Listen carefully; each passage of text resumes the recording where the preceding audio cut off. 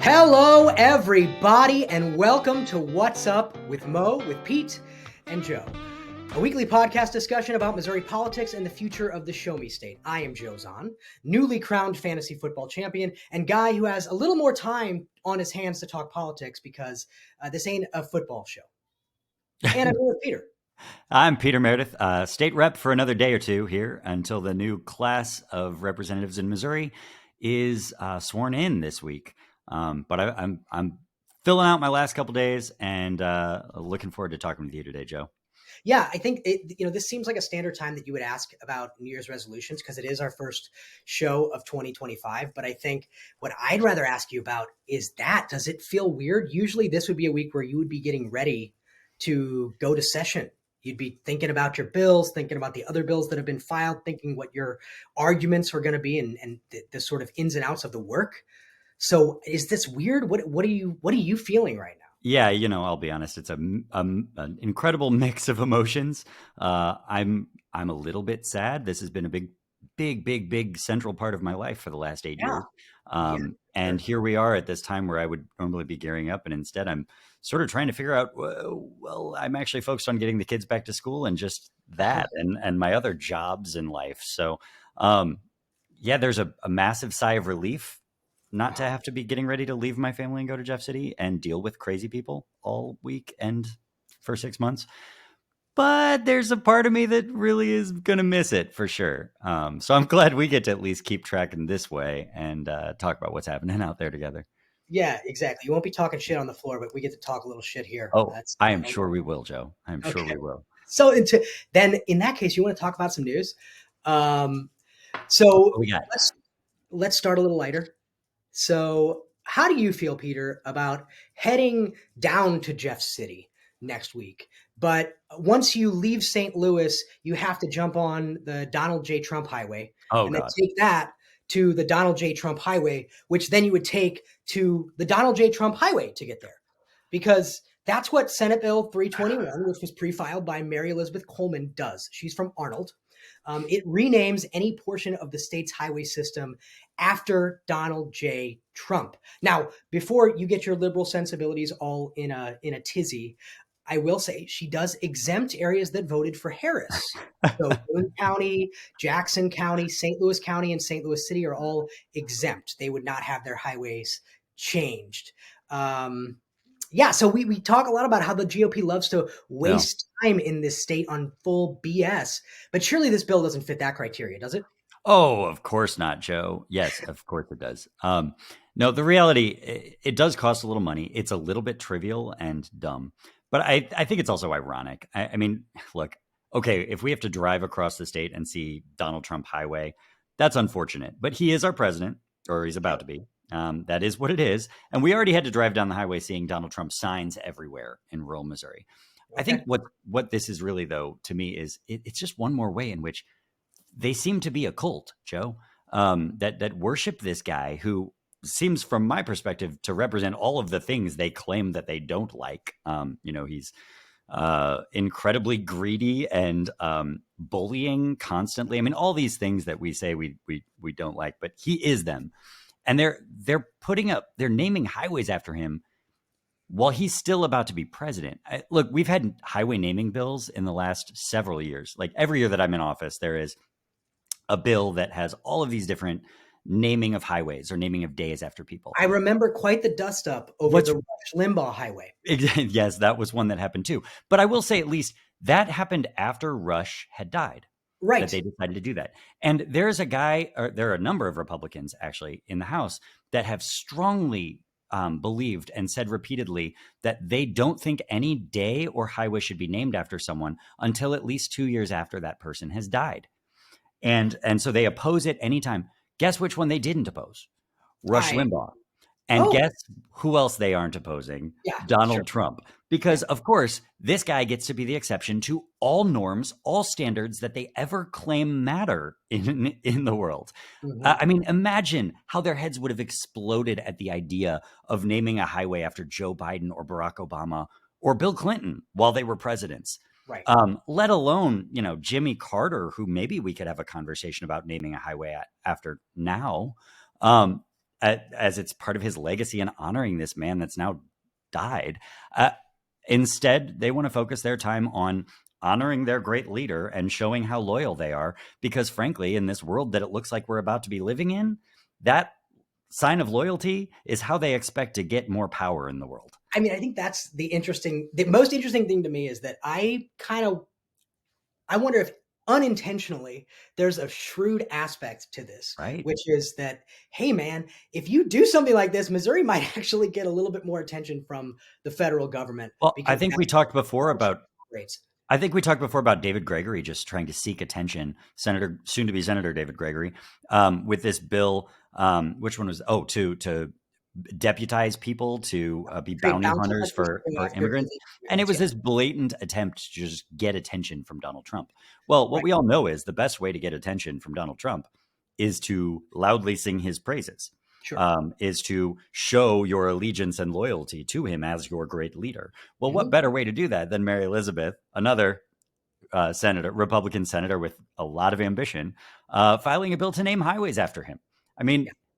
that's what it's all about, I think. And it's a frightening thing, honestly. It feels a little more like what you might see in Russia, you know, Yeah. Certainly or not something that we're used North to. Korea for that matter. Yeah. So, speaking also of Donald Trump and his cabinet, let's talk about Missouri's own former U.S. House Rep Billy Long, who has been nominated to be the head of the IRS. Now, if you are wondering what kind of credentials he has to lead a huge, important government agency, well, he's a former real estate agent and auctioneer, and he has publicly stated that he thinks the IRS should be abolished. And he also, though, does have a specific tax geez, hello, hi, Joe's on. I know how to speak. Credential. He says he's a credentialed tax and business advisor. Oh, Which, advisor. Yes. yes, Credential. this, What's the credential? It means that he called himself that? well, he claims he's got something called a CTBA. Now, you might be thinking, wait a I minute, don't that know what sounds a that little bit like a CPA, which is what would normally be is. who the tax preparers, professional or professional tax lawyer. No, no, no. This is nothing like this. You did not hear me wrong. Yes, usually it's a CPA or a tax lawyer who will be federally authorized to be tax practitioners. But this one actually was created about 2 years ago by a small Florida firm called Excel Empire, Hey, at least it which, wasn't created by a bill that he passed. I mean, I guess that's fair. Seems just as But likely. if you're wondering what goes into this training, I will tell you. It requires a 3-day seminar. Now, that is slightly different than the I'm 150 sorry, credit that's hours all and it requires? experience. Yeah, usually to be a CPA, you have to do very extensive work, and obviously for to become a lawyer, same, right? So I guess the question I have for you is, are you going to be one of these whiny babies who complains that Billy Boy's past views on the IRS and his unconventional experience make him unfit for this job, or Oh, are you going to be a proud, good old Missouri boy, Pete, who says that this guy is just trying to find the most efficient path right, to right. becoming a tax advisor?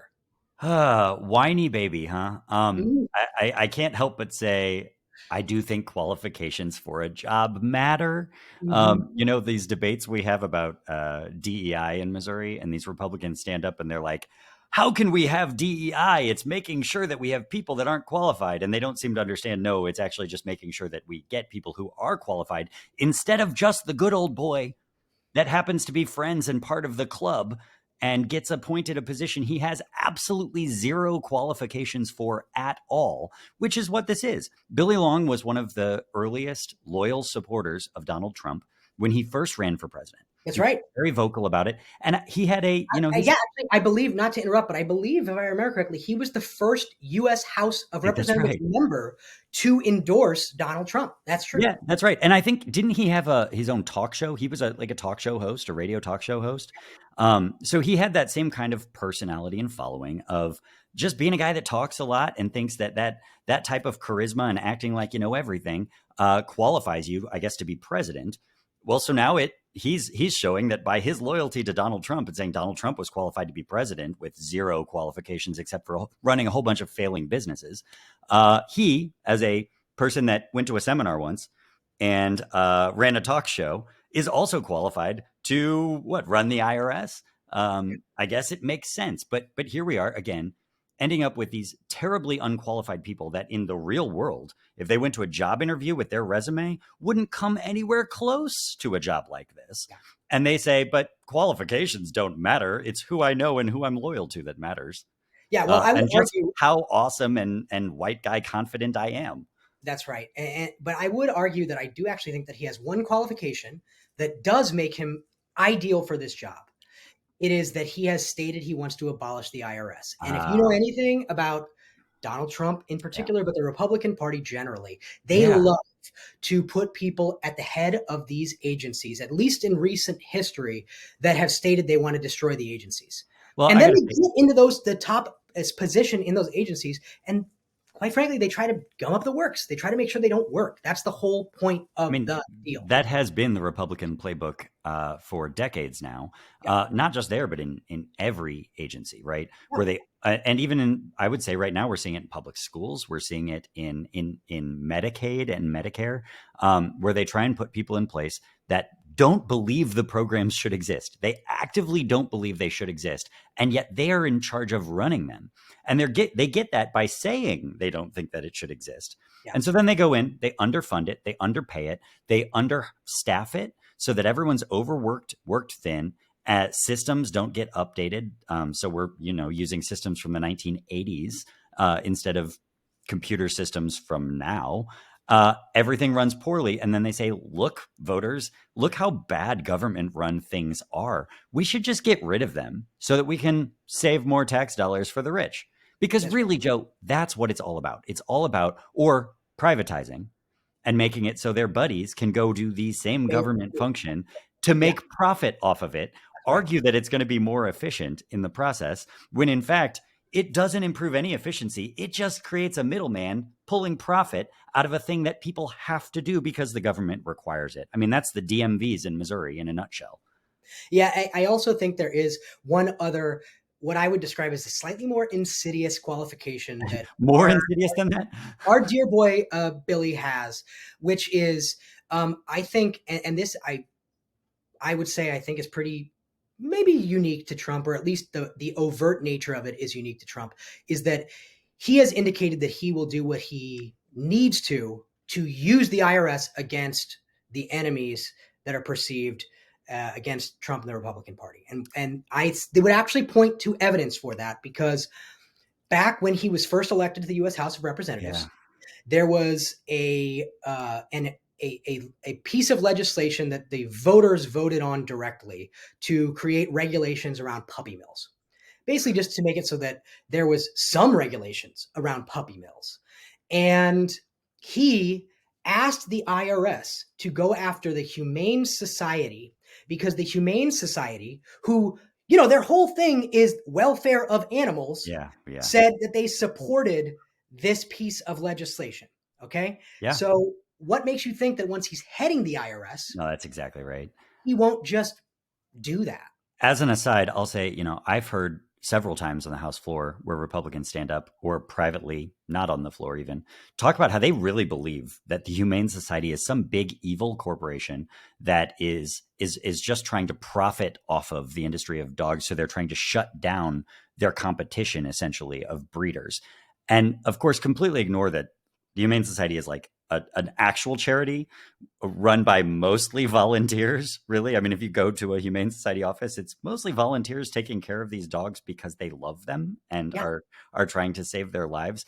But they believe this. They believe that is the evil corporation because that's the messaging they've heard. And so they miss this idea that it's these nonprofits. They get it all backwards. It's the same thing they do with Planned Parenthood. They think it's this industry that is thriving off of abortions, rather than people that actually just believe they should be providing healthcare to women that need it. Yeah. It's the same concept, and it's just from this brainwashing of messaging thrown at them from people that want to make money off this stuff, who are actually for-profit businesses making money off of this stuff. That's what these breeders are. It's a huge industry in Missouri, and it's horribly regulated. Last time voters voted for it, the one you're talking about that the Humane Society supported, of course, the Republican legislature went and undid it the following session. As we talked about this last podcast. And they did it in part saying, well, this was just a big scam by the Humane Society and groups like them that fooled the voters. I mean, it's crazy. But back to your real issue here that I think you're right on.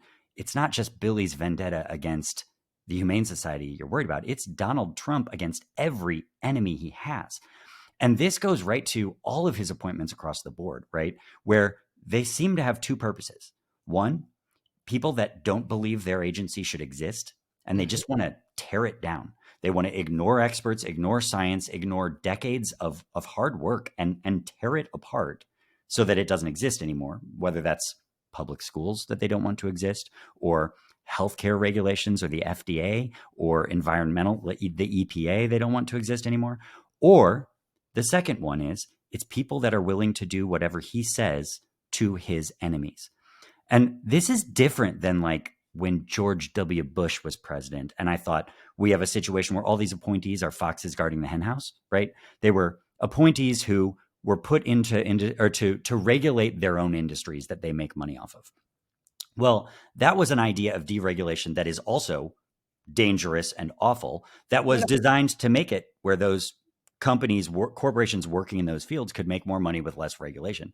This takes that like 10 times further in how dangerous it is, because it's not just people from those industries trying to deregulate themselves. It's people trying to tear down the regulations entirely or use them against their enemies. And both things take us to an America that none of us want to live in at all. And it is really scary. And it's going to be hard to recover from. I think you're right. And I would say the first way of looking at heads of agencies that you mentioned, while it's nefarious in its own right, yes, 100%. It does have something going for it, which is you still are putting experts within the field or experts within that industry. And sometimes when they end up on that regulatory side, it is true that they become more regulatory minded, and they are making sure they're checking people that were doing the things they were doing. There is an argument to be made that they are the most qualified for those jobs because they've seen the private sector side of it that they're regulating. But we've said this before. Destruction is easy. It's like building a house. Demo is easy. The building part is the tough part. So that's where you need experts. That's exactly why you need experts. And the point is that it's a lot easier to go into one of these agencies and say, I want to tear it down, because that's a much easier thing to do. And then it feeds the political narrative that they all run on every cycle, which is, look how bad government is. We should elect people that think government's terrible so that they come in, make government terrible, and then can prove to you that, yes, government is terrible, so you should elect more people like me. Like, it's insane. But it's very effective politics. And right now, that's all they care about. It's about winning and maintaining power, and probably about privatizing and profiting off of every bit of it as they tear it down. Yep. Okay, so we're going to go a little bit farther left field to this story, which is interest in raw milk in Missouri has grown despite health concerns. So Senator Jill Carter of Granby, Missouri, has legislation filed to loosen regulations on the sale of raw milk. Right. So the libertarian in you might say, hey, if folks want to drink raw milk because they think it has extra health benefits, they should be able to. But unpasteurized milk can contain salmonella, E. coli, listeria, and other bacteria. And today, folks actually can buy raw milk in Missouri. They just have to travel to a dairy farm, or a farmer can deliver it directly to a consumer. But this legislation would allow for the sale of raw milk at farmers markets and for consumers to pick it up at groceries, right? Yeah, that's right. So, and not for nothing, opponents of loosening the regulation on raw milk include the Missouri Dairy Association, the Missouri Grocers Association, the Missouri Farm Bureau, Missouri Cattlemen's Association, and others.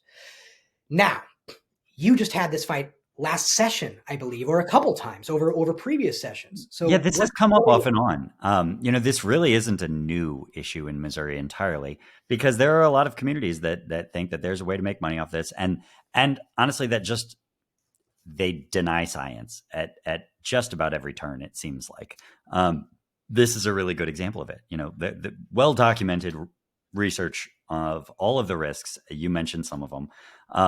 I am no expert in this area, I will admit, but I defer to experts, right? And so when people come in and say, here are all of the reasons that these regulations exist, these limitations on the availability of raw milk exist, here's why. Here are all the harms they can cause. I listen to them. And when people come forward and they say, well, we just want to have it, we want to be able to drink it, and we don't believe any of them, but they offer no evidence at all of any benefits of raw milk, and no contradictory evidence to the scientific research of the harms. I don't know how one can support that. And yet, I think it was 2020 is I know that at least that's one time that the bill passed the House in a perfection vote.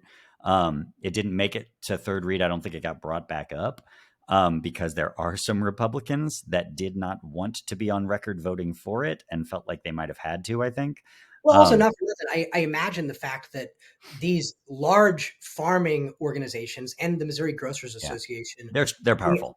they do have some power. They Yeah. do have some lobbying power in the state of Missouri, Mm. especially with some of these very committed farm centric reps, right? They certainly do. And typically, in most years, I would say I'd be confident that big groups like that could shut something like this down, Yeah. because they always have, and they kind of allow them to make their noise about it and feed their constituencies that may be pushing them to push a bill like this.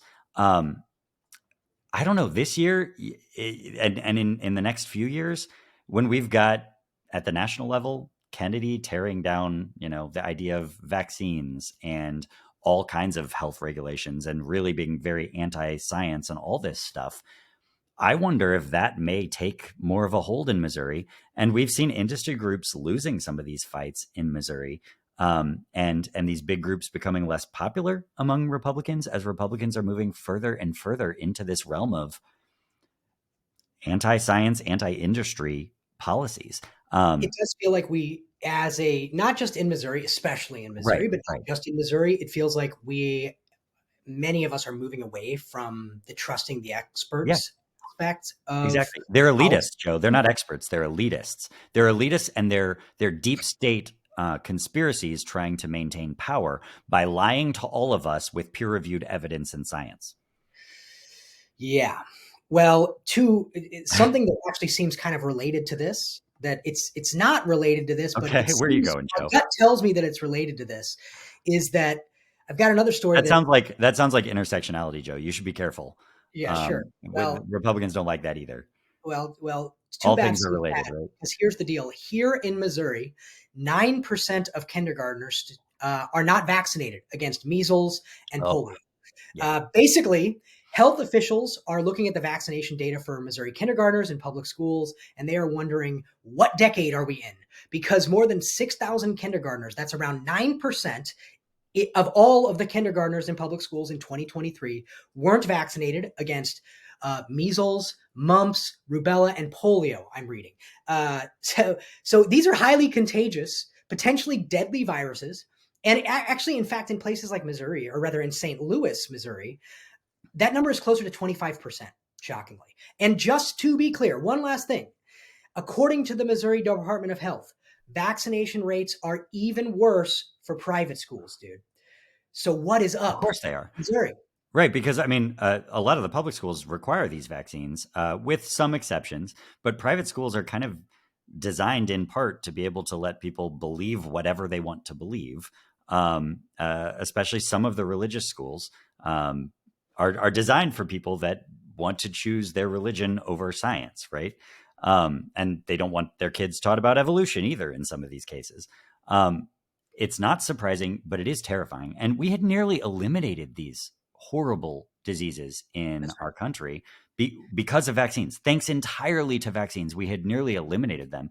And we're starting to see them come back because of this, because people aren't vaccinating, because they've bought into conspiracy theories, frankly, about vaccines that don't have evidence. They just don't. They have, spotty things here and there. But again, back to this peer-reviewed science conversation, there is a difference between some guy that says he's a scientist and did a study and a study that has been peer reviewed and gone through the vetting of the scientific community. And right now, it seems like a lot of our population just doesn't see the difference between those two things. And so they see one scientist on TikTok or Twitter or wherever else, and this guy says that vaccines cause all these terrible things. Well, that means there's two sides to this conversation, right? So both sides, there's disagreement. So now I don't know. Rather than we should defer to, the peer-reviewed community of experts like the entire American Physicians Association or any of these other large associations of experts in each field. The more we ignore them, the more we put our kids at danger. And I will say, backing up, we've had a lot of conversations about things like vaccines in the house, things like saying you don't have to vaccinate your kids, and that's your parental right not to vaccinate them. We've seen parental right to marry your 12-year-old daughter off to a 40-year-old, right? We've seen this conversation about, well, it's up to parents. What's fascinating to me is they think it's up to parents, except when parents are listening to experts and working with science. And then they've gone so far as to try and say parents can't do these things. I mean, there were people that wanted to like punish parents if they had their kids masked during COVID because they thought they're harming their kid. Even though all of the evidence and science out there was saying, all of the experts were saying, let's do everything we can to try and keep our kids safe. It's the same thing with vaccines. Like they would lose their minds at the idea that we would require vaccines. That's why they keep trying to pass bills to make it even easier to not have a vaccine or to not vaccinate your kids. That's why our numbers have gone up. They've broadened the exemptions for kids that don't have to get vaccines. And by the way, But if we say a kid wants to get gender affirming care and their parents support it, it's not a parental right issue. Their doctors support it. The kid wants it. And the medical community says that, yeah, maybe postponing puberty is a good thing. Doesn't matter. Republican politicians know best. And now government should step in and say, you can't make these choices for your kid. But if your choice is to not vaccinate your kid and risk them getting polio, oh, that's your right. Yes, and boy, oh boy, we are going to get into the debate about transgender healthcare and LGBTQ rights. I want to spend a whole episode because there's so much to talk about there. But so we don't go off topic, I do want to mention though that some of these exemptions are really important. Okay, so there are some people, kids specifically, with other health conditions. Oh, right? True. They can't be vaccinated against things like polio or measles, mumps, rubella. Okay. So the fact now that they're at more risk. That's right. You are putting them at risk. Right. If you are not, and this is part of the thing that worries me even more. I mean, yes, the numbers continue to climb, and there's no reason to think that they're not going to continue to climb, which is a little terrifying because there comes a point, if any of these diseases come back, viruses come back in a major way, that herd immunity is not going to give us the protection that we think it is, because we didn't reach herd immunity on most of those ever. We just ended up discovering vaccines and figuring out ways to prevent the diseases from continuing to spread. But I think it's not just that. It's also, it says something about us right now as a society, that there's a significant amount of us that aren't willing to make a small little concession, right, with a little bit of risk to protect the most vulnerable among us. And I will say it's certain people. It's people with the privilege to be able to do that for the most part. That feel like, how dare government tell me I should do anything, or how dare society tell me I should get a prick in order to protect other people, not just myself.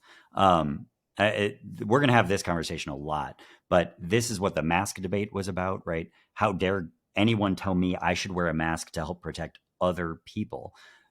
But if that conversation shifts to people that aren't me, or that aren't those Republican white men, they start to say, well, you should have to do all these other things to protect me. And that, I think, is that's going to come up a lot this session. I mean, it came up in a really interesting conversation I had with Justin Sparks last session about abortion and comparing it to this question. Like, you're going to force a pregnant woman that doesn't want to be pregnant to go through 9 months not being able to decide what to do with her body for the sake of what you believe to be another human being, right? But if government told you you had to donate blood to save someone else's life, you say that would be a government overreach, even if you're the only donor? I mean, it's a very fascinating question to me of responsibility for others in a society like this, and when government is allowed to require you to be responsible for someone else and when it's not. Um, Without getting too theoretical here, I think it's a conversation that is going to come up a lot in a lot of the policies we talk about this year. Yeah. But one of the responsibilities of government is to make sure the roads are maintained. And I don't know if the folks that are listening to us are in Missouri or the St. Louis area. But boy, we are in the middle of a bit of a snowstorm right now. And that makes me think It's a about, snowmageddon, I think, coming yeah, down, well, is what I was it's told. Snowmageddon, but it's Missouri. Actually, Who was knows? there a 200 car pileup in Kansas City, supposedly, when this storm first hit last night? Last night. Yeah, Yeah. pretty Uh, wild. So that makes me think about what is MoDOT doing to help clean it up. And I think that was something that you wanted to mention because it is. there are some challenges going on with MoDOT right now. Yeah, so this is interesting, and this has sort of been an ongoing situation for the last 8 years and probably longer. You know, I was first elected 8 years ago, and one of my first drives out to Jeff City as a freshman coming in and doing orientation. So it would have been last week, essentially. We had one of the massive snowstorms that hit Missouri, and my drive back from Jeff City, I got stuck on Highway 70 in Chesterfield by Top Golf, if you know where that is, and sat in one spot for 6 hours in the same spot. And I built a snowman, and ultimately every hour I built another member of the snow family on the front of my car and was tweeting about it. It was sort of my first successfully viral tweet that I ever did. But what I learned in this process is we had all of these MoDOT workers out trying to clear the roads so that places like that could keep moving, and we didn't have thousands of people stranded on the highway in a dangerous place, but also just an incredible inconvenience. Mhm. And what I learned going right into this job as a legislator on the budget was that MoDOT was deeply underfunded, and that compared to other states, per mile that we control as a state of road, we are 47th out of 50 in the amount of funding we have for those roads. So we're at the bottom of the barrel in how much money we have to pay for our roads and maintain our roads. Well, then I learned MoDOT has been trying year after year to give raises to their workers. Now, what blew my mind here is MoDOT came to us my first year in the House on the Budget Committee, and they presented three different proposals of here are ways we can give raises to our workers, including these workers that do snow removal, that would not cost the state any more money. It would actually save the state money. And we're going, wait. How does this work? Well, Yes, I'm very because curious. they had these crazy vacancy rates and turnover rates where what they were having happen, and are still to some degree, is they would hire people and they would put them through the extensive training that they had to go through and their licensing to be able to drive these commercial vehicles. And then what they said is what they would get their license. They'd been paying them for a month or longer, and then they'd walk out the door of the MoDOT office, and across the street there is a sign that says now hiring people with these licenses at UPS and other places like that. And guess how much they paid? $10 or $20 an hour more than what MoDOT was able to pay them. So MoDOT is saying to us, look, we have these three different ways that we can give raises to our employees. And because of the reduction in turnover and our ability to fill staff and not have to pay overtime and things like that, we would actually save money in our budget. And we would actually have more workers in place to take care of things like snowstorms because they had a 40% or higher vacancy in their employees for specifically snow removal. That was just one example. And they had this massive vacancy. So we're going, well, no wonder there aren't enough people out here able to plow the snow off the roads. They don't have the employees because they don't pay them enough. So they brought these three proposals. And every single year that I was in the House Republican chair and the committee said, nah, we're not going to vote for those. Even though it won't cost the state a single dollar more, it will save us money. We aren't going to support that. And their excuse would be things like, well, we don't want to give raises to MODOT workers when we're not giving raises to every other state employee. But Yeah, then they that's would go and give highway patrol a raise, and they wouldn't use that same argument. Or they would give prison workers a raise, but they wouldn't use that argument. But but I'm when sure they use that MODOT, argument for teachers, that's for sure. was certainly not teachers, but they don't pay teachers directly, so they get to pretend that's not their fault. Hmm. Um, but all in the end here, MODOT fought year after year after year to give raises, and Republicans said they just hate workers making more money so much that even if it'll save the state money, even if it'll mean that we have better roads and bridges and faster snow removal, which saves our economy a fortune, by the way. The amount that a shutdown like this costs our economy is No crazy. doubt. Not to mention the inconvenience and dangers associated with people being stranded on highways or spinning off of highways and the accidents caused. All of these things, no, because we just can't stand paying workers more money. And that's what it came down to year after year. Eventually, a couple of years ago, MODOT had to they decided the Constitution just allows them to do what they want with their money. And the Republican legislature actually took them to court to try and say, no, you can't give these people raises if we said no. That's how badly they didn't want workers to get raises. And so when people go out and they're upset because they feel like, why hasn't the snow been removed on the highway? Why are our highways looking this bad? Why can't we handle this? Well, maybe you should think about voting for people in office who actually will let MODOT do its job and do the best job it can do and pay workers what they're worth so that they can compete with all of the other industries and employers that want to hire them and actually fill the jobs so that we can have snow removed on our highways.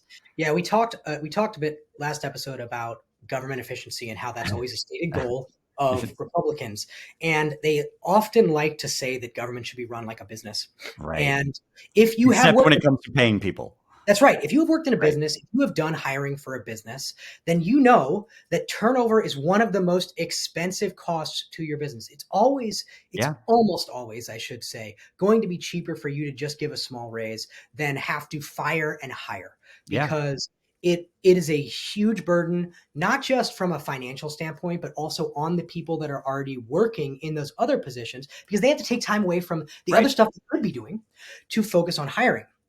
So Well, it's not to wild. mention any private business just has to pay what a competitive wage is to other businesses that do the same job or that hire the same kind of skill set. That's So right. if you're paying, 40% less than all of your competitors, you're not going to have good staff. You're going to have high vacancies and you're going to have people that are unhappy that are working there or have low skills. So they weren't able to get hired at the other place or got fired from the other place for some reason. If we do that, we are intentionally making sure that our government departments are not run well.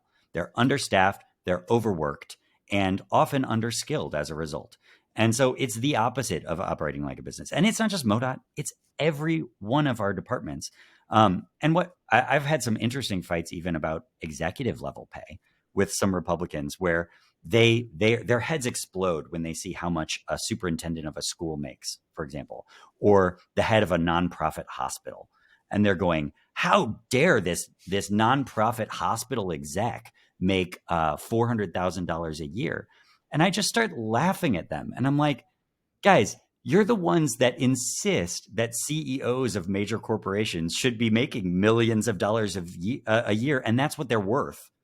But if a hospital wants to compete for a top level exec with those same private sector for profit health companies, they can't pay even a fraction of that without you saying it's wasteful. So which is it? If you want these nonprofits and government agencies to be able to compete for the best in the workforce, they have to compete on the same terms as the private sector. And that's where, tax codes that incentivize a closer pay range for high level execs and low level workers actually helps control those costs in the nonprofit and government sectors as well. But here we are. They think that if they're in the private sector, they should be able to do whatever they want, and then they should just get mad at anybody in the nonprofit or government sector for making any money at all. Yeah. But at the end of the day, if you want your government to work, it costs money. Like Yes. things cost money, and it's a question of what kind of society you want to have. But Yeah. let's talk about a less controversial topic, immigration. So Trump's migrant Well played. deportation plan could threaten Missouri's largest industry, agriculture. I'm sorry. So listen, agriculture is the number one industry Oh, in oh. Missouri, according to Every Republican politician that's ever been elected, and actually a lot of the Democratic ones too, if they're trying to win conservation rural too. voters. I mean, agriculture does make up 66% of the total land use in the Okay, state. land. Yes, yes. Okay, but that's because agriculture takes up more land, of course. Okay, well, But we can argue about no, no, what the no. I have to do this. It's a pet peeve of mine okay, because okay, fine, go ahead. every time agriculture comes up or a bill about ag comes up in Missouri, 10 different Republican reps stand up to talk about how, and they will each say that agriculture is the biggest industry in Missouri, and they do not care at all that that is just not true. And I think it's important that we acknowledge this because, I mean, a simple Google search will tell you how much of Missouri's economy is ag, and of course, our bigger sectors are our service industry or the healthcare industry. It is just not by employment, by anything else, the largest sector. Joe, but because you believe it is, and you believe this, what percentage of Missouri's GDP in 2022 do you think was made up by the agriculture industry? I honestly have no idea. I throw out a random guess. So let's say 40%.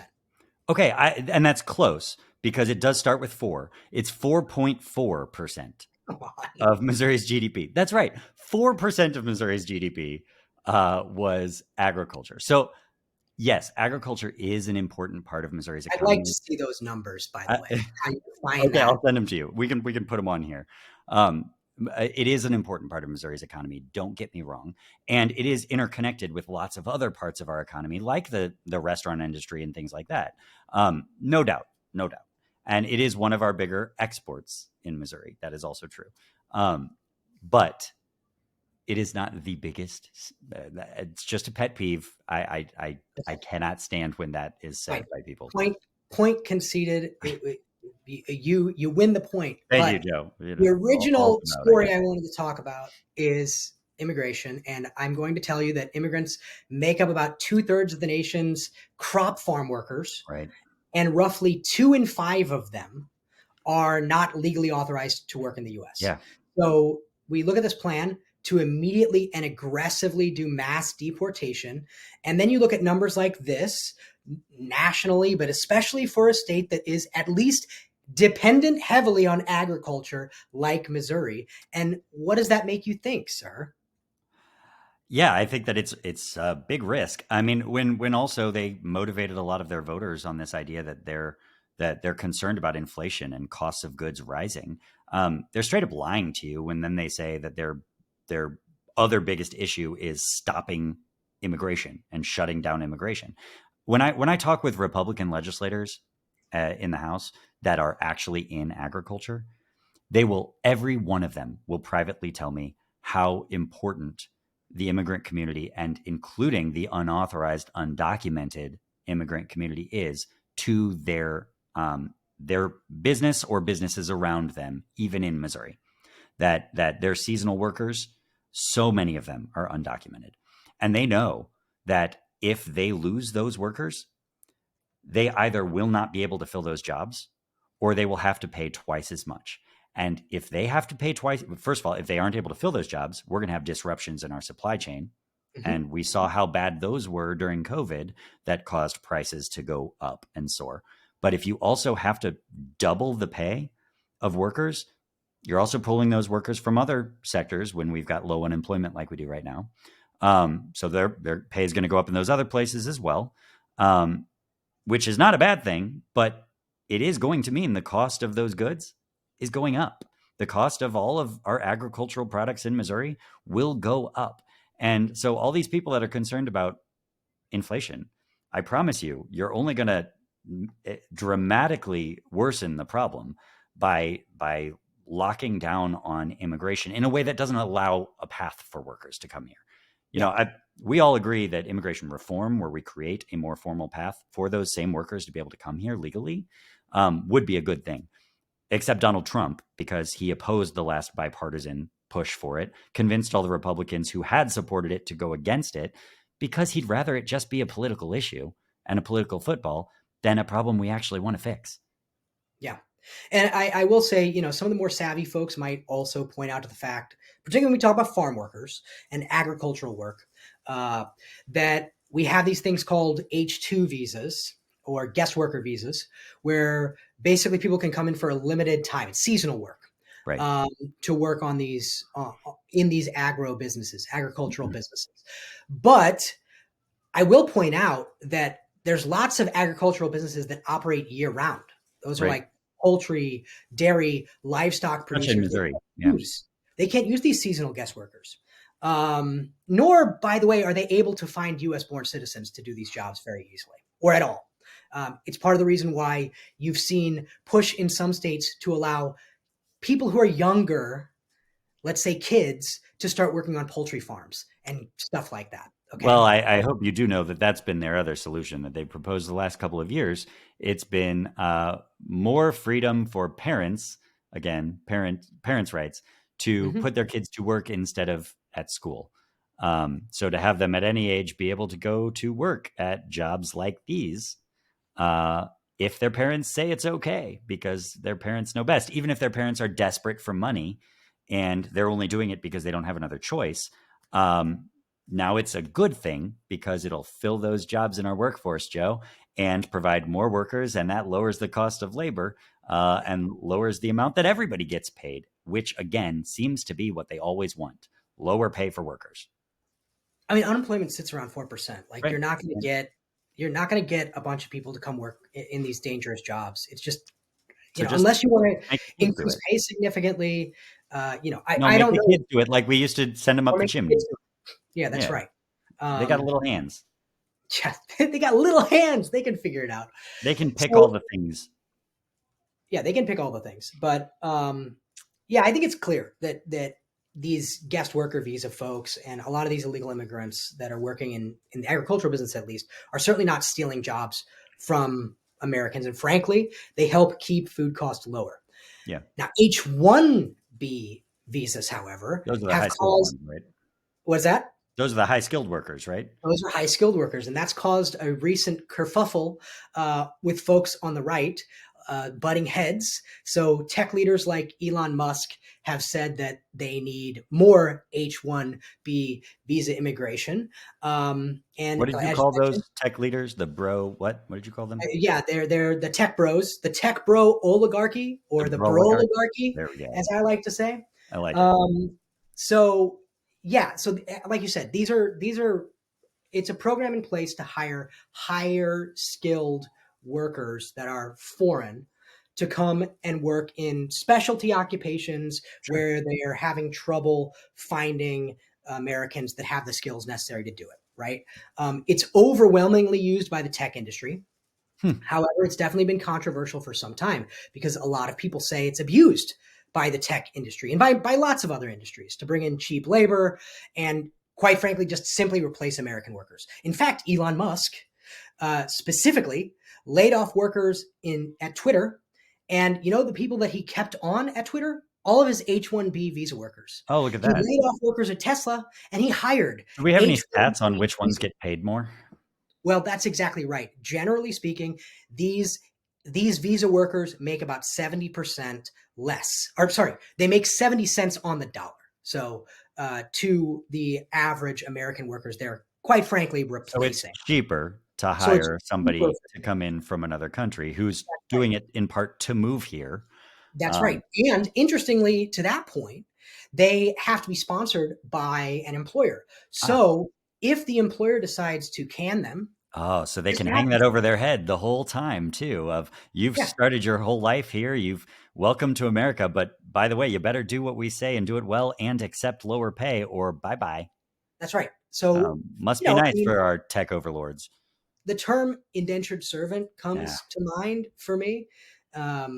But yeah, I mean, I will say Trump in the past has stated that he is against these or for significant reform, but it seems like he might be Well, changing his tune. he'll probably side with Musk, right? I mean, Yeah. that seems to So be the most convenient path for him. yeah, that's He exactly doesn't right. really mind inconsistency or hypocrisy or lying, we have seen. So if it sounds good to say he's going to do the thing, he'll say it until it comes time to see which is most advantageous to him or profitable to him when push comes to shove. Yeah. In fact, let me share a clip with you. Here's what Donald Trump had to say in 2016, 2020, and then now 2024 Oh, this will be related fun. to these visas. Nobody knows the system better than me. I know the H-1B. I know the H-2B. Nobody knows it better than me. I know the H-1B very well, and it's something that I frankly use, and I shouldn't be allowed to use. We shouldn't have it. Very, very bad for workers. As we speak, 2020. we're finalizing H-1B regulations so that no American worker is replaced ever again. H-1Bs should be used for top, highly paid talent to create American jobs, not as an expensive labor program to destroy American jobs. And now 2024. I didn't change my mind. I've always felt we have to have the most competent people in our country. We need competent people. We need smart people coming into our country. And we need a lot of people coming in. We're going to have jobs like we've never had before. But sir, you said you changed your. Yeah. Yeah. So Sounds about right. it's a bit of a change in Hey, do you have one of those about when he was going to build a wall and have Mexico pay for it? Because that happened when he was president the first time, right?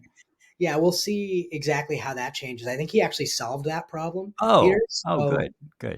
so we don't really have to worry about that now. Um, that's why But we're talking about HB1s instead. that's right. That's Right. exactly right. In fact, recently I've got a little clip of our own Eric Schmidt talking about H-1B visas.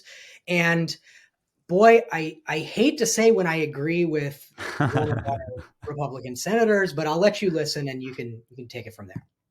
But he's been critical about this. You talk about undercutting the American worker, and that seems to be the biggest argument against that, is that people who are brought over as foreign workers are necessarily supplanting American workers who may be qualified, may want these jobs, but the foreign workers are paid less. So I want to talk through some possible This is on Fox News, legislative by the way. changes Okay. to this, because the group that is the Federation for American Immigration has talked about things they'd want to see changed that possibly you and Congress could tackle. Not allowing the H-1B visa to be a pathway to citizenship, preventing employers from paying those foreign workers less than Americans in the same jobs, requiring proof from employers that they first sought and offered these positions to qualified Americans, and that they want tougher enforcement mechanisms, investigations, and random audits. Is that the kind of thing you think that your colleagues, whether just you as Republicans or in a bipartisan way, could get behind?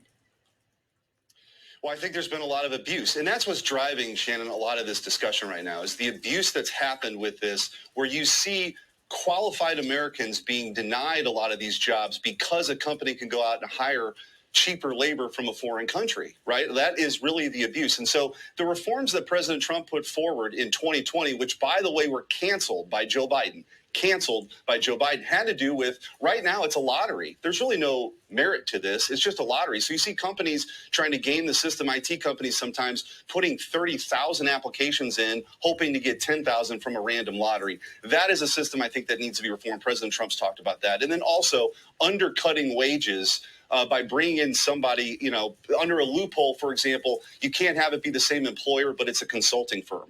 So those are the kinds of things, and I think the starting point that President Trump articulated when he wanted to reform this very broken system back in 2020.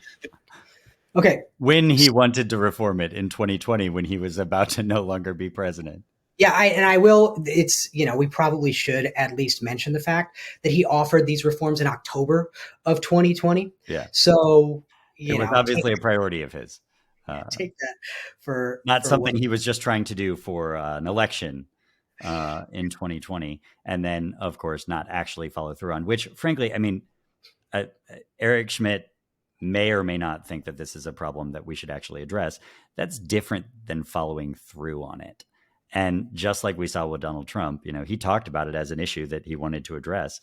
But now that he has a real chance to do it, he's already backtracking from it and saying, well, actually, not not if my buddy Musk and other billionaires that I'm listening to in our broligarchy. That's what it is. Oligarchy. That's right. Yeah, not the brotocracy. Maybe both. Maybe both. Yeah, we'll see, man. I mean, I think, yes, when the rubber meets the road, will they actually offer these, particularly, I mean, to be fair, Eric Schmidt was a very different Eric Schmidt when he was in the state Senate, for example. Sure. He was a moderate, compromise-focused legislator that really was considered to be moderate on all of the issues, sort of like a Chris Koster. And then when he decided to run statewide and became a statewide office holder, he moved further and further to the right because it seemed advantageous for his next election. So I think on an issue like this, he's likely to say whatever is most seems most beneficial to him with the voters of Missouri at the time. And if it looks like he can then also shift to do whatever the billionaires that'll fund his next campaign want, he'll probably do that too. Yeah, but I will say, hey, man, if he follows through, if he continues the conversation on this and he continues to fight for American workers, if he actually puts his money where his mouth is, I'm going to call it out and absolutely. say that I'm proud of it. We already did this on our first episode. We're in a place where I agree with Josh Hawley. I mean, happy to do it when they do Josh something. Hawley's going to keep fighting with Cory Bush or someone else next year for the victims of nuclear waste in St. Louis. I'm going to continue to say, thank you. Good job. That's right. Good job. You know what?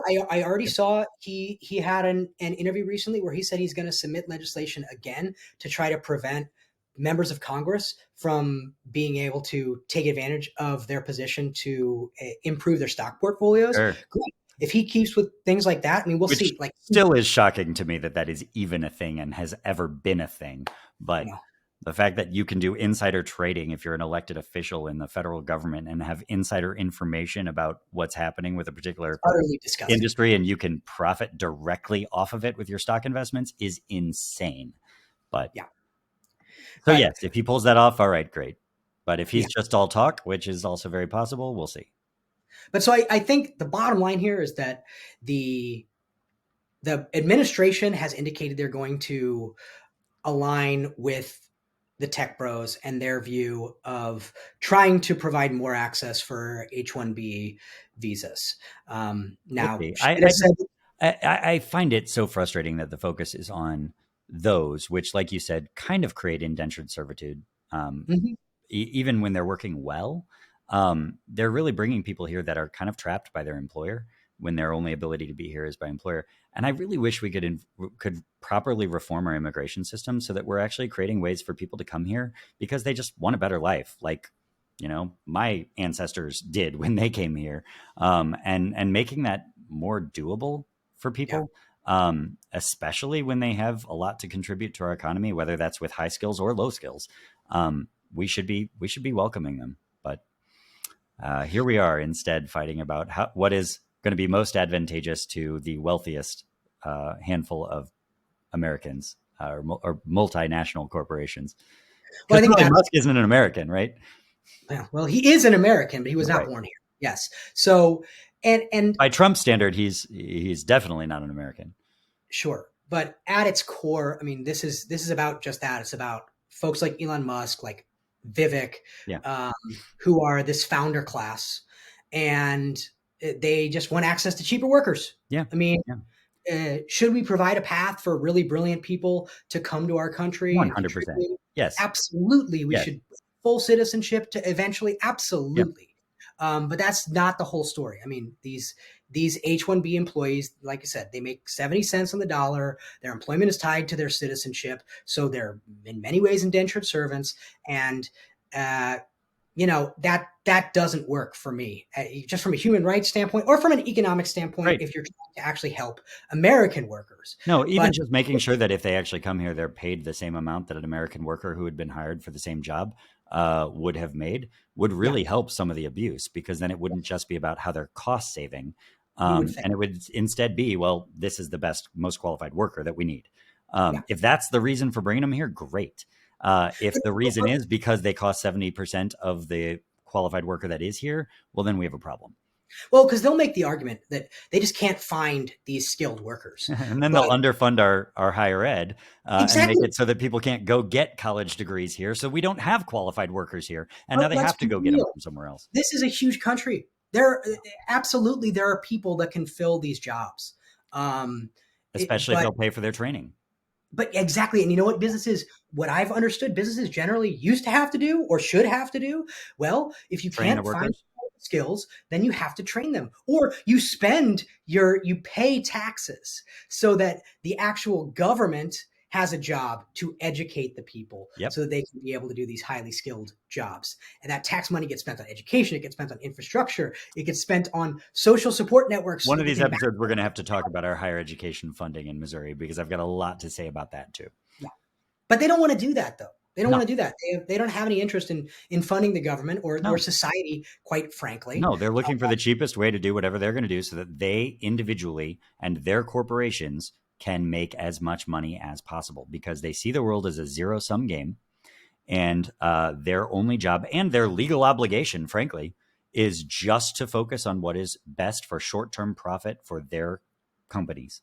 And when we have a legal system that even obligates them to do that, where they can be held liable by their shareholders if they do things that are not in pursuit of the highest short-term profit, well, what do we expect? They're going to try and tear everything down if it makes a buck for their business because that's their literal job. And the sad situation is the more money they gain, the more power they gain. That's the system that money is speech, Joe. Ever since Citizens United, money is speech. And the more money you have, the louder your voice is in both our government and in forming political opinions. And when, the wealthiest person in the world now owns the largest platform for communication in the world, we're going down a dangerous path. Well, on that cheery note, we'll end the show. But I do have one final send-off, one last question for you. So the legislative session begins next week officially here in Missouri. What are the top things that you'll be looking for next week? Well, the first week or two are usually not super eventful. The first week we'll see election of the speaker, which could be interesting to watch with Justin Sparks, another Republican running. I will say he's putting forth some of the rules that many of us have believed should be different to limit the power of the speaker. I am looking forward to talking about some of that, though I know that they won't do it because the speaker has so much power he can punish anybody that doesn't do what he wants, including proposing rules that that will weaken his power. So that'll be an interesting conversation.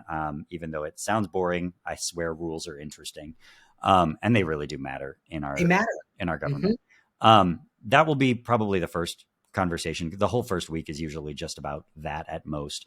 And then we might see one or two of their priority bills start getting hearings and maybe move a little bit. So we'll see. We'll get a good sense of what they're trying to push right off the bat. And I'm interested to see what that is and what it looks like. Yeah, because generally what comes out of the gate first is what has the best chance of passing, right? Without a doubt. Yeah. The quicker it gets done, the quicker it gets through committee, the more likely it actually will make it across the finish line, especially through the Senate. Cool. Yeah. The thing that I'm also interested in addition to everything you said in seeing is how the Democrat supermajority performs. Superminority. Yeah. Sorry, minority rather. Yes. Performs, because I think both of us agree that one of the best things that could happen for our state is to break the supermajority. I don't think a supermajority is good regardless of political. No, there's no check and balance. You got to have a check and balance. Check and balance. It is absolutely the best run states are the ones that are most purple, generally speaking. So I'm very curious to see, because it's a bunch of new leaders, right? It is. So, yeah. I think we've got 52 Democrats, and I think 23 of them this year are new. Wow. And they come from all over the place. So I'll be really interested to see what those new faces and voices bring to the caucus. I don't even know several of them yet. And I'll be curious to see what kind of skill sets they bring in and how they jump into their new roles. It's a similar number to when I came in 2016, where we had a lot of new people, and we just had to jump right into the deep end, right up at the mic, and be as forceful voices and advocates as we could. We might see a pretty strong new class having to do that. And then we've got some folks that have been there for a while that I've worked with for the last several years who I'm excited to see them grow into their new leadership roles too.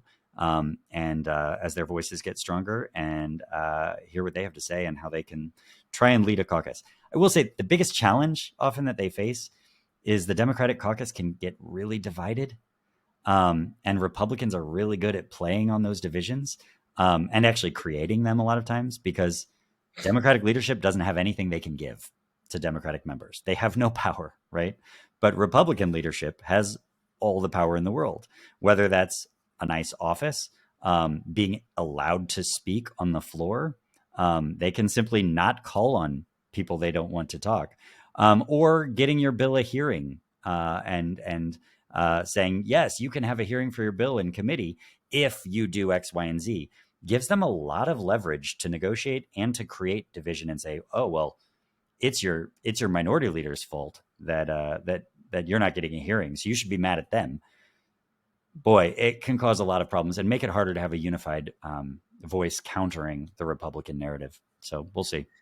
Yeah, super majorities, man. Boy, it's a lot of fun. And honestly, they do the same thing to their own caucus, which is why you see guys like Sparks right now running to be speaker. With he'll maybe get 1 or 2 votes, but his effort to propose different rules, we see that from some of the outcasts of the caucus every year because they get punished by the speaker too. And get played with that same power. So we'll see. Well, Missouri's a great state, and we deserve better than the 20-year path of crime that we've been on. We sure do. We sure do. So I hope you will join us again in the future as we discuss the important bits of news in Missouri politics and hopefully narrate that path out of this decline and dive even deeper into some of the biggest issues facing our state. So if you have any thoughts or topics you'd like to see us discuss in the future, please leave us a comment, or you can find us on the major social media platforms. Just search for Peter I or What's Up with Mo. Please like, subscribe, follow, all the things. Share. And thank you for spending and share, please, review, all the things. Thank you again for spending a little bit of time with us.